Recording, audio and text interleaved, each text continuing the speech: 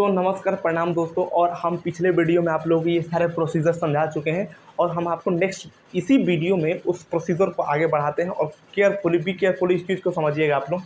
तो देखिए, जैसे हमने आपको पिछले वीडियो में ये सेंट्रल गवर्नमेंट की जो सारी प्रोसीजर थी इसको आपको हम समझा चुके थे दोस्तों। अब आते हैं पॉइंट पे कि स्टेट गवर्नमेंट में क्या होती है। तो स्टेट गवर्नमेंट में एक मुखिया जो होता है गवर्नर होता है। It is allied to the parliament in his exist a president. ठीक है। उसके बाद एमएलए जो होता है ना, एमएलए जो होता है भैया वो डायरेक्ट इलेक्ट किया जाता है। क्या किया जाता है? डायरेक्ट इलेक्ट किया जाता है। बट यही तो समझना है, एमएलए तो डायरेक्ट इलेक्ट किया जाता है लेकिन जो एमएलसी होता है वो डायरेक्ट इलेक्ट नहीं किया जाता है, इनडायरेक्ट इलेक्ट किया जाता है। लेकिन लेकिन लेकिन अंतर बड़ी खास बात की है दोस्तों। जो लोकसभा के अपोजिट राज्यसभा है उसमें एमएलए के अपोजिट जो एमएलसी है उसमें दोनों में अंतर है। जैसे आप लोग को हम दोस्तों हम इसको मिटा के आप लोग को फिर से हम समझा रहे हैं, ठीक ना। हमारे बातों को केयरफुली समझिएगा। फिर आप लोग के कोई भी एग्जाम हो, एसएससी, रेलवे, बैंक अगर ना आया तो फिर कहिएगा कि सर क्या पढ़ाए थे। हमारा पढ़ाई वो बच्चा के बाद टॉप पे मारता है, चिंता मत कीजिए आप लोग। देखिए आगे आइए। अब हम आपको लेके चलते हैं स्टेट गवर्नमेंट को। कहाँ लेके चलते हैं? ये स्टेट जीओवीटी स्टेट जीओवीटी। अब देखिए, तो स्टेट गवर्नमेंट में आपको तीन चीज़ें मोस्टली जो था वो बता चुके हैं, MLC, MLA, governor.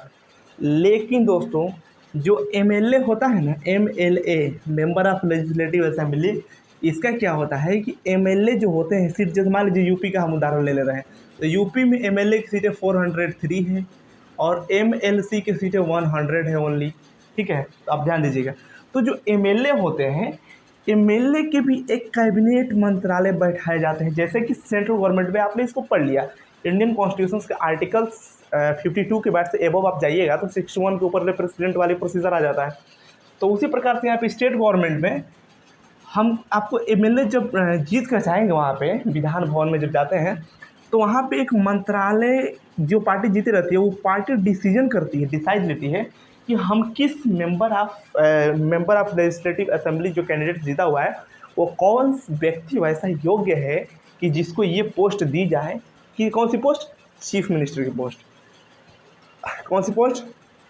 Chief minister की पोस्ट। दोस्तों तो चीफ मिनिस्टर कहाँ से बनाए जाते हैं? स्टेट के एमएलए जो होते हैं वहीं के जो हेड होते हैं, जो पार्टी जीती रहती है उसके हेड होते हैं, उनको हम क्या बनाते हैं? Chief minister. क्या बनाते हैं? Chief minister. ठीक है दोस्तों, चीफ मिनिस्टर बनाते हैं। अब देखिए, तो चीफ मिनिस्टर का काम क्या रहता है आप समझ रहे हैं? जो काम जो हमारे इंडियन कॉन्स्टिट्यूशन है इसमें जो प्रेसिडेंट्स होते हैं यार, गवर्नर होते हैं, उनकी राइट्स कहीं कहीं डाउन की गई है। यहाँ पे प्रेसिडेंट्स रूल नहीं चलते हैं, यहाँ पे प्रधानमंत्री और मुख्यमंत्री की कानून चलाई जाती है देश में। क्योंकि इंडिया जो है डेमोक्रेटिक कंट्री है, लोकतांत्रिक देश है। और लोकतांत्रिक का मतलब होता है जहाँ पे the government of people, by the people, for the people and of the people. This statement is to given by the Abraham Lincoln, and Abraham Lincoln is a president of America, USA, United States of America. तब जब chief minister बनाए जाते हैं तो इनका काम क्या रहता है? एक स्टेट को कंट्रोल करना, एक स्टेट को समझना, उसकी परेशानियों को अपने आगे उसको लाना, ट्रांसफरेबल बनाना, ट्रांसपेरेंसी होनी चाहिए कि देश जिस स्टेट हमको सौंपा गया है, जो स्टेट सौंपा गया है उस स्टेट को हम मैक्सिमम डेवलप्ड करें, है ना।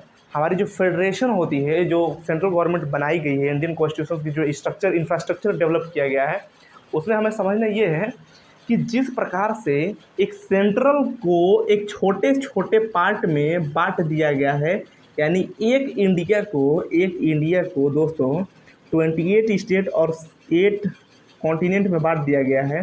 क्यों बांट दिया गया है? ये तो सोचने वाली बात है।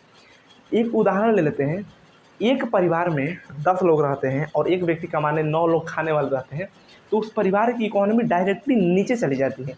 लेकिन उसी परिवार में अगर 4-4 करके लोग सेपरेट किए जाते हैं और एक परिवार के 4 सदस्य में से 2 लोग काम करते हैं तो उस परिवार की इकोनॉमी जो होती है बहुत डेवलप करती है। इस बात को समझिएगा। सेम इसी नियम को आप इम्प्लीमेंट कीजिए स्टेट में कि जब सारा एक कंट्रोल करता है दिल्ली से, कहाँ है दोस्तों? दिल्ली क्या है? पार्लियामेंट।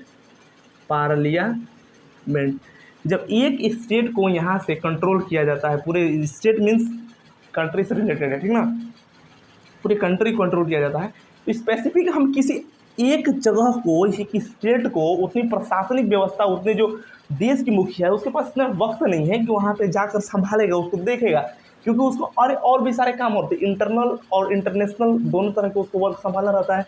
तो वो व्यक्ति अगर जाता है तो क्या करता है कि बाहरी इंटरनेशनल रिलेशन जो होते हैं, IR जिसको बोलते हैं इंटरनेशनल रिलेशंस, वो भी उसको कंट्रोल करना रहता है। मान लीजिए इंडिया है तो उसकी रिस्पॉन्सिबिलिटी है कि वो अमेरिका USA से भी अपने जो रिलेशंस है उसको अच्छी तरह से मेंटेन करके रखे। और जैसे कि मान लीजिए इंडिया है तो इसको जो भी नाइबर्स कंट्रीज़ हैं उनसे भी अपनी रिलेशंस को मेंटेन करके रखे। जो डेवलप्ड कंट्री है उससे रिलेशंस अच्छे कंट्रोल करके रखे, क्योंकि कभी ना कभी ज़रूरत पड़ जाती है। ठीक है दोस्तों, तो इसको छोटे छोटे स्टेट में कंट्रोल करने के लिए बनाया गया है कि ताकि वो अपने को वहाँ से डेवलप्ड करें, उसको क्या करें? डेवलप करें, ताकि सेंट्रल लेवल पे उसको पता चले कि नहीं, इस देश की इकोनॉमी, इस देश का जो एजुकेशन सिस्टम है, इस देश की जो पॉपुलेशन है वो एजुकेट हो रही है और इंक्रीज़ हो रहा है वहाँ की इकोनॉमी हो या फिर जो भी सारी चीज़ें हैं। अब देखिए दोस्तों, ये तो आप लोगों को समझ में आ गया होगा आई होप।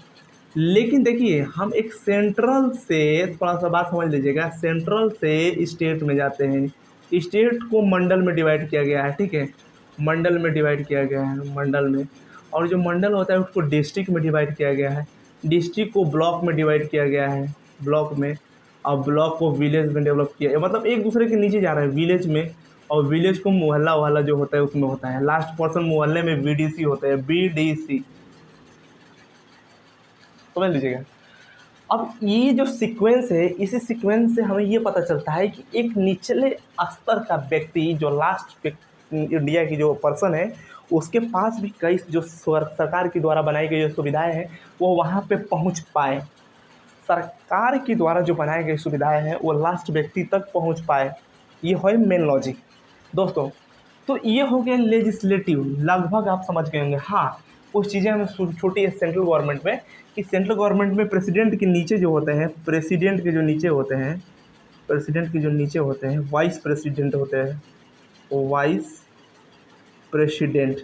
और जो प्रेसिडेंट होता है वो दोस्तों तीनों सेनाओं का हेड होता है, एयरफोर्स, आर्मी और नेवी। एयरफोर्स, आर्मी और नेवी तीनों का क्या होता है? हेड होता है। कौन? प्रेसिडेंट, इंडिया की प्रेसिडेंट। और देश का फर्स्ट नागरिक भी होता है कौन? प्रेसिडेंट। ठीक है दोस्तों। वाइस प्रेसिडेंट क्या होता है? राज्यसभा के सभापति होता है। क्या होता है? राज्यसभा के सभापति होता है। और कभी हम वीडियो बनाएंगे तो आपको हम उसमें राष्ट्रपति की नियुक्ति, राष्ट्रपति की शपथ ग्रहण, राष्ट्रपति की शक्तियाँ, राष्ट्रपति की सैलरी पूरा बता देंगे, पढ़ा देंगे। आज जो टॉपिक निकाले हैं गवर्नमेंट में एग्जीक्यूटिव था तो इसको हमने रिपीट कर दिया, बट एग्जीक्यूटिव इतना बड़ा है कि हम उसको समझाने में थोड़ा सा इतना टाइम लग गया दोस्तों। तो लेजिस्लेटिव आई होप आप लोग समझ गए होंगे। अब आते एग्जीक्यूटिव में, जो टॉपिक हमने चूज़ किया है जिसको हमको पढ़ाना है और लेक्चर देना है। दोस्तों देखिए, अब आगे आइए, ध्यान से देखिएगा हम कहाँ बात बता रहे हैं आप लोगों को, ध्यानपूर्वक समझिएगा, मामला सब समझ जाएगा। अगर हमारी भाषा को कोई नहीं समझ पाया तो फिर आम भाषा में तो कुछ नहीं हो पाएगा। देख लीजिए यहाँ पे, अब आपको ले चलते एग्जीक्यूटिव में। दोस्तों देश में जो भी गवर्नमेंट द्वारा गवर्नमेंट द्वारा जो भी पॉलिसी बनाई जाती है, क्या कहते हैं? गवर्नमेंट के द्वारा जो भी पॉलिसी बनाई जाती है उस पॉलिसी को इम्प्लीमेंट कौन करता है? इम्प्लीमेंट कौन करता है? ब्यूरोक्रेट्स करते हैं, ब्यूरोक्रेट्स। और ब्यूरोक्रेट्स कौन होते हैं? एग्जीक्यूटिव होते हैं। कौन होते हैं? एग्जीक्यूटिव होते हैं। एग्जीक्यूटिव में भैया राष्ट्रपति, vice president, president, prime minister, CM, chief ministers और member of parliament, member of legislative assembly and member of council, जितने सारे पोस्ट होते हैं ये सब के सब आ जाते हैं। क्या आ जाते हैं दोस्तों? सब के सब जितने पोस्ट सब क्या आ जाते हैं? इसमें आ जाते हैं एग्जीक्यूटिव में। ठीक है। और टोटली सब लोग प्रयास करते हैं कि इसको लागू किया जाए, सोसाइटी के बेसिक उस पर्सन के पास इसको क्या किया जाए, इसको लागू किया जाए, जो इम्प्लीमेंट बना, जो पॉलिसी बनाएगी उसको इम्प्लीमेंट किया जाए सोसाइटी के ऊपर। ठीक है दोस्तों, ये होता है एग्जीक्यूटिव। जुडिशरी के बारे में आपको बता दें